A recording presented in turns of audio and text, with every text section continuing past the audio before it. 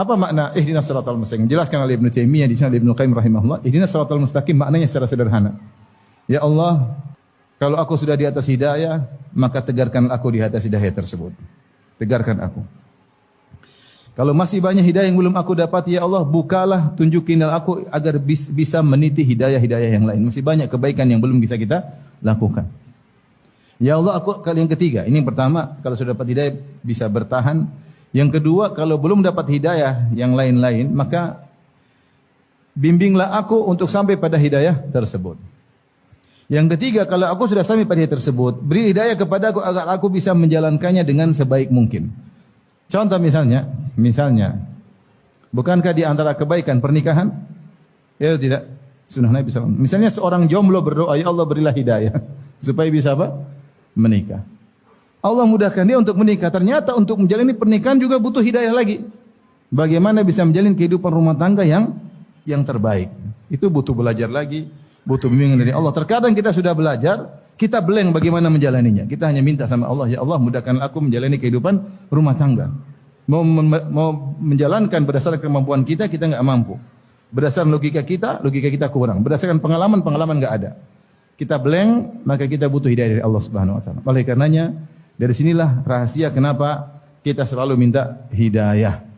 Masih banyak kebaikan yang belum kita pijaki, dan hidayah yang sudah kita pijaki pun butuh kita tegar di atasnya. Dan kalau hidayah sudah kita masuki, kita butuh hidayah lagi untuk menjalankannya. Dari situlah seorang serius kita ketika berdoa, ihdinas siratal mustaqim. Kita butuh hidayah untuk ngurus keluarga. Kita butuh hidayah untuk ngurus anak-anak. Kita butuh hidayah untuk bisa beribadah yang benar. Kita butuh hidayah untuk bisa tegar di atas akidah yang benar. Terlebih lagi di zaman sekarang, hal-hal yang memalingkan seorang dari hidayah sangat kuat dengan adanya medsos. Kalau dahulu syubhat dan syahwat, ya, tidak mudah untuk diakses. Tidak mudah diakses. Orang kalau mau nakal dia butuh perjuangan untuk bisa mengakses penyimpangan dalam akidah ataupun syubhat maupun mengakses syahwat. Sekarang setiap orang, suami atau istri bahkan anak punya jalan untuk bisa mengakses syubhat dan syahwat. Maka datanglah serangan syubhat dan syahwat. Ini dua hal yang membuat seorang terjatuh dari jalan hidayah. Membuat seorang bergoyang di atas jalan hidayah. Syubhat dan syahwat. Pemikiran-pemikiran yang nyeleneh masuk. Terkadang pemikiran-pemikiran tersebut logis menurut nalar seseorang, sehingga dia mudah menerima syubhat tersebut. Apalagi jika ilmu dia kurang, akidah dia kurang, maka dia kemudian mulai cocok, akhirnya dia mulai meninggalkan sunnah Nabi. Mulailah dia masuk pada akidah yang tanpa dalil. Mulailah satu demi satu. Karena menurut logika dia logis. Sehingga dia lupa bahwasanya akidah harus diambil dengan sunnah. Tapi dia mulai tinggalkan karena menurut dia akidah tersebut lebih logis. Mulailah akidah ditinggalkan.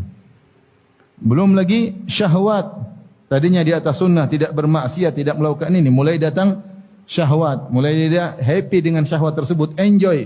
Mulailah dia meninggalkan sunnah-sunnah yang diajarkan oleh Nabi SAW. Contoh zaman sekarang untuk para wanita.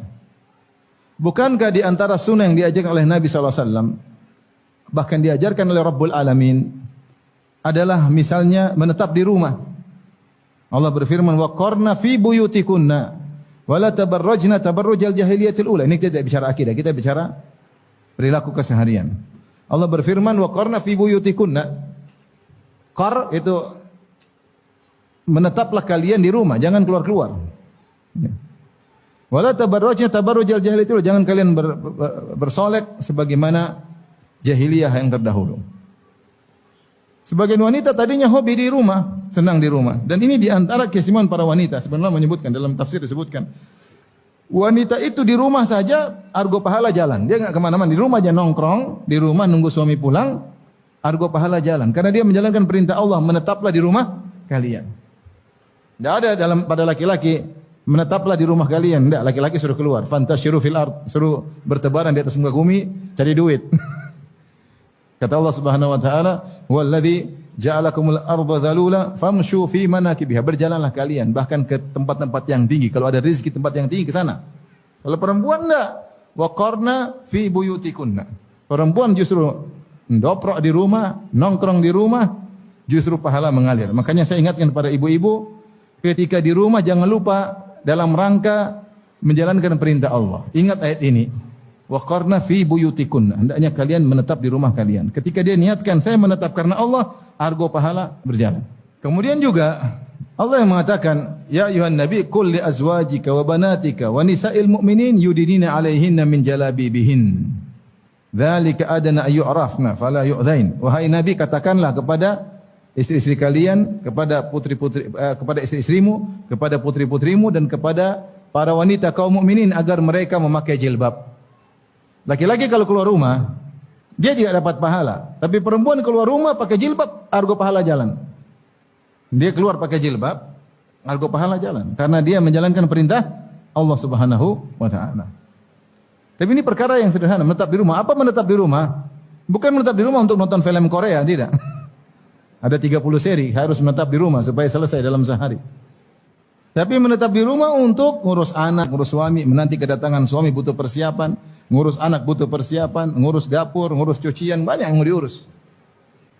Maka itu kegiatannya pahala terus mengalir. Tapi ketika datang syubhat, mulai masuk, dia baca, dia nonton, bagaimana wanita yang sukses adalah wanita yang keluar rumah, wanita yang jalan-jalan, tahu tentang perkembangan dunia, bukan gaptek, bukan orang yang ketinggalan zaman, dia tahu tentang model-model yang baru, dia tahu tentang brand-brand yang baru. Ini mulai masuk syubhat.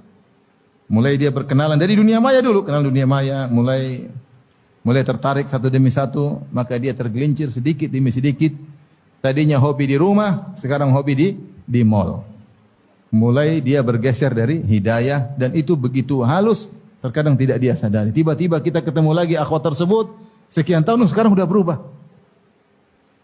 Sekarang bajunya sudah berubah, jilbabnya sudah berubah, modelnya sudah berubah, sudah tidak seperti dulu. Mulai berbicara dengan laki seenaknya, tidak lagi menjaga diri.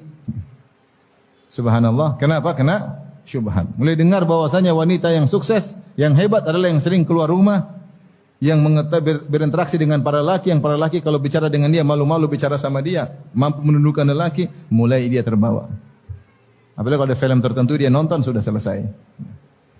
Oleh karenanya zaman sekarang untuk tegar di atas hidayah lebih berat daripada zaman dahulu. Zaman dahulu mau akses syubhat susah, mau akses syahwat susah.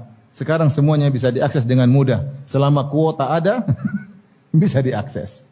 Selama kuota ada, bisa diakses. Dan subhanallah kenyataan bahwasanya syubhat dan syahwat bukan masuk pada orang-orang awam saja. Bahkan masuk kepada orang-orang lama ngaji. Masuk. Fitnah lelaki, fitnah wanita, masuk kepada orang sudah ngaji. Laki-laki maupun perempuan. Fitnah lawan jenis ini luar biasa. Ya, luar biasa. Ya. Oleh karenanya perlu kita berlindung kepada Allah Subhanahu wa taala dari segala kesesatan, dari segala godaan dan kita perlu berusaha untuk bisa tegar di atas hidayah tersebut.